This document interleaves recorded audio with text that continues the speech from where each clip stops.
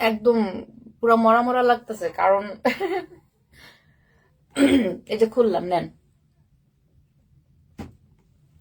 তো বিষয় হচ্ছে, যেটা বলবো, কোন প্রসঙ্গে ছিলাম ভুলে গেছি।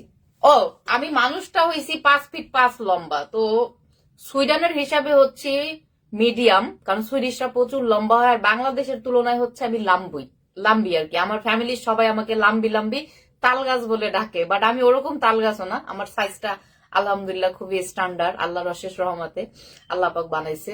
এন্ড হচ্ছে, আমাকে ক্যামেরায় যে কেন এত মোটা লাগে সিরিয়াসলি আমি জানি না। আমি একটা 5 ফিট 5 লম্বা মেয়ে যদি 52-53 কেজি ওজন হয়, তাহলে এবার চিন্তা করেন আমি আমি কতটা স্কিনি, কতটা শুকনা, বাট আমাকে ক্যামেরায় মোটা দেখা যায়।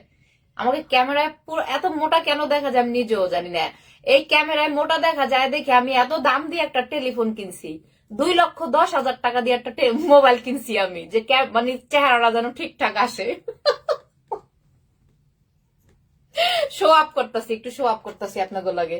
তারপরও সেই একই প্রবলেম, আমার আমার ক্যামেরা আমাকে অনেক মোটা লাগে, আমি জানি না কেন। It's very bad thing for me.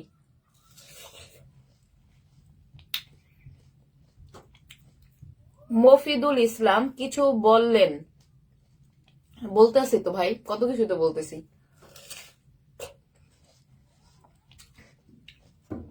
আমার সুইডেনের একটা ফ্রেন্ড, ও হচ্ছে এই তরমুজ দিয়া একটা চিনি দিয়া কেমন যেন একটা মোরব্বার মতো বানাইছে, ছোট ছোট করে একদম কিউব কিউব করে কেটে। দেন ওইটা আবার আমাকে এক বক্স দিছে, স্কুলে নিয়ে আসছিল। ওইটা পাউরুটি দিয়ে আমি কয়েকদিন রেখে রেখে খাইছিলাম। এখনো বোধহয় স্কুলের ফ্রিজে একটু পরে আছে, আমি বাসায় আনিনি, ওটা স্কুলে ফ্রিজে রেখে দিছি। এত মজা, চিন্তাও করতে মানে, ওরে বললাম যে মানে খুবই ইজি বানানো। তো আমি বলছি তুই আবার বানাই দিস, আমার আবার এই যে এটা বানানোর আবার ধৈর্য নাই, আমি বানাইলে আবার কেমন না কেমন হয়, পরে দেখা যাবে যে আমার টাইম ওয়েস্ট হয়েছে। এন্ড হচ্ছে আমিও বানাইলে বানাইতে পারি খুবই ইজি ওয়েতে।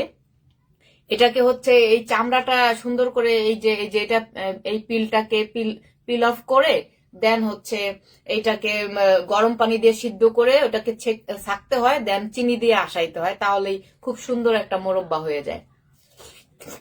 খুব মজা, খুব মজা লাগছিল।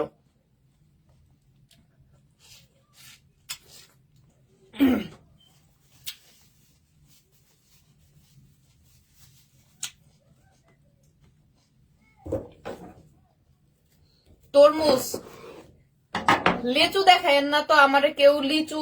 আমি এখন পর্যন্ত লিচু কিন্তু খাইতে পারি নাই। প্রতি বছরই খাওয়া হয় ডেনমার্ক